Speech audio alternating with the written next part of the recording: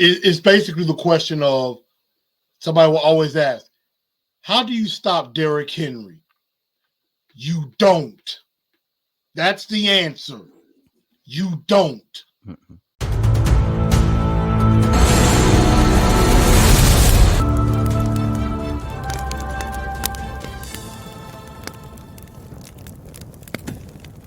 One thing that I did want to talk about for sure is the Derrick Henry situation. I haven't heard what you thought or think about Derrick Henry.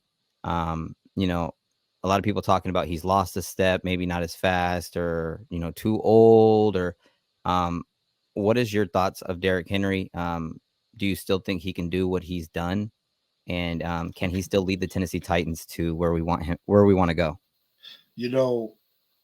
I love that you asked this question because I get to basically repeat what I have said for a very long time.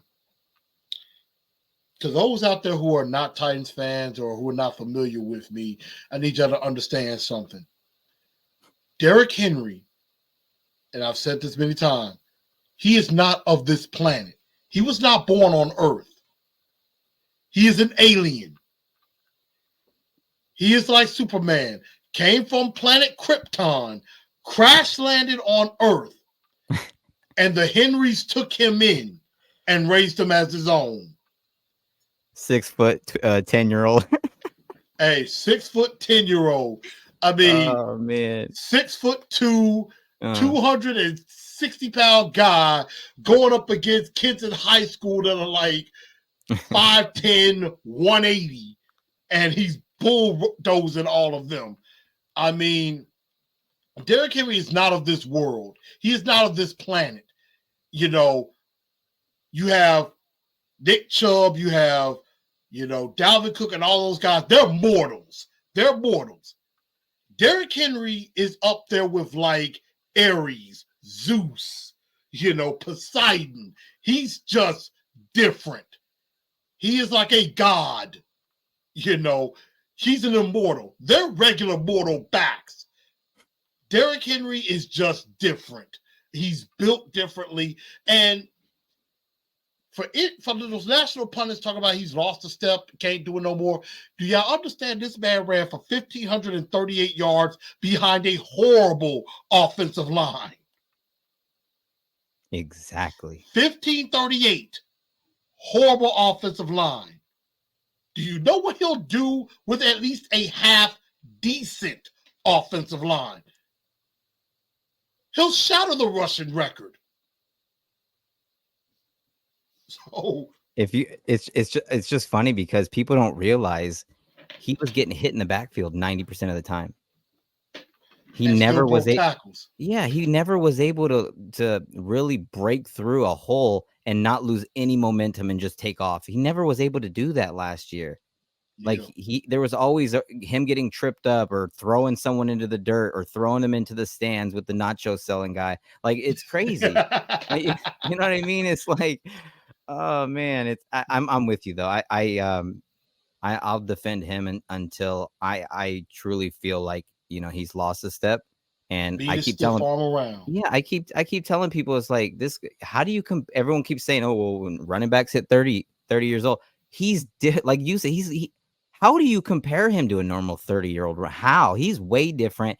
And then people need to realize he didn't get bell cow carries his first 3 years. The first 2 years, it was DeMarco Murray's squad. He was the guy. He was the bell cow. And then Deion Lewis came the third year, and he took a bunch of carries away from Derrick Henry. He did. That first, exactly. So people don't realize that. Derrick Henry didn't get bell cow carries to the 4th, 5th year is when you really saw them really, really racking up. And that's what people don't realize. But, they really did start racking up after that. But it's basically the question of somebody will always ask, how do you stop Derrick Henry? You don't. That's the answer. You don't. You can't. I'm not saying you. Well, I'll say this. I'm not saying you can't. I just don't think you can. You notice what people did to us when we were in the playoffs, right? How they beat us? Everybody at the line, blitz everybody. Stack the box. Don't let them do anything. And they trusted their defense to win one-on-one matchups. If you want to do that, you've got Traylon Burks on the left or right, wherever he wants to be, and you got D-Hop on the other side. Now, if you really think your corners are good enough to guard them one-on-one all day, fine, good luck. Because they're going to catch it over you and make you look dumb. They're going to make you look like elementary school. Right. And if you want to keep a guy back, then you're just giving Derrick Henry more room to run. So I feel like bringing in DeAndre Hopkins was the true missing piece to really give this team, this Derrick Henry-led team, a true opportunity in the playoffs to truly beat anybody. Now it's like you can try to sell out and bring everybody and stop Derrick Henry, fine. But like I said, we've got guys on the outside that are problems, and you're going to have to deal with it. And I'm going to add one more. Okay. You want to play one-on-one with D-Hop and Burks? They'll burn you all day. They'll cook you all day. Okay. You want to double team one of them? You're just leaving the other one to feast. Yep. Especially if you're putting your number one corner on D-Hop. That means Burks is playing against the number two corner. And if you, like you said, if you do that stack in the box, they're going to beat you. If you try to back up, you're giving Derrick Henry room. And even if you do all of that right, I'm going to add one more piece to it. That means the middle of the field is going to be open. You know who's going to be there eating up the middle of the field? It's time to get Chiggy with it. Chig is going to eat up the middle of the field. He's going to be Delaney Walker reincarnated. So he's a lot similar playing style too. Very similar. Very similar. And then we'll mix it, sprinkle in a little Kyle Phillips in there too, if he can stay healthy. So, bro, that fool Kevin, he's giving Kevin Byard the Goat Hawk some problems out there. Truth. I did see the open tackle drill.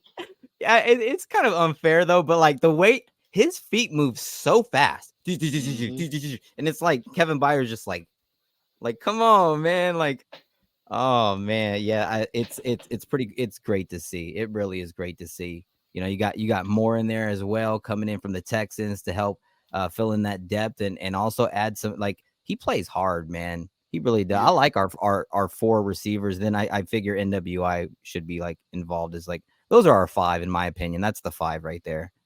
And then you probably got like 6-7 guys battling for one spot. Yeah. So yeah. It's going to be a dogfight. Better bring their ankle. Look at this guy. He said he broke his ankle. He did, man. He did. Last joint practice, he made Logan Ryan fall for the Bucks. He turned him around and he made him fall on that same move. It's just like I said, he's able to move his feet just so smooth, and he doesn't lose speed when he does it. It's pretty crazy. That's just another dimension. I really would like to see us like open with 3 wides on first down, like be different, and then hand it off from there. Like, why not hand it off from a shotgun 3 wide? At least you got guys out of the box. And that's the thing. I was doing my live stream last year, the Jaguar game. It was just so frustrating to see that on first down. It's like it was a pattern that was being created. So I already knew. I'm like, first and 10, Derrick Henry to the right. Yeah. Okay. Another first down, Derrick Henry to the left. Another first down, Derrick Henry off tackle right. It's when you run 22 straight times on first down. I mean, and they're so obvious. It's just like one receiver's out there, everyone's bunched together, and it's just right up the middle. It's crazy. It was so blatantly obvious. So obvious. It's obvious and predictable. Exactly. That's the perfect word for it right there. And it was very frustrating.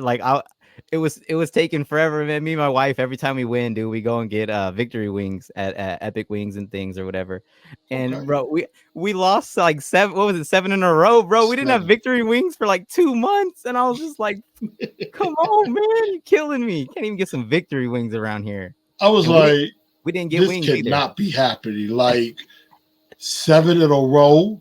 I was like, are we really doing this?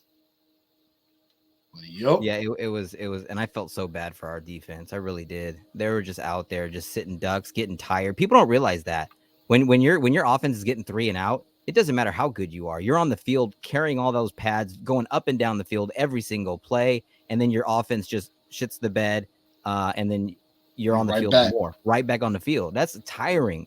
And then points start adding up, and then stats start piling in, and it starts making you look worse than you really are.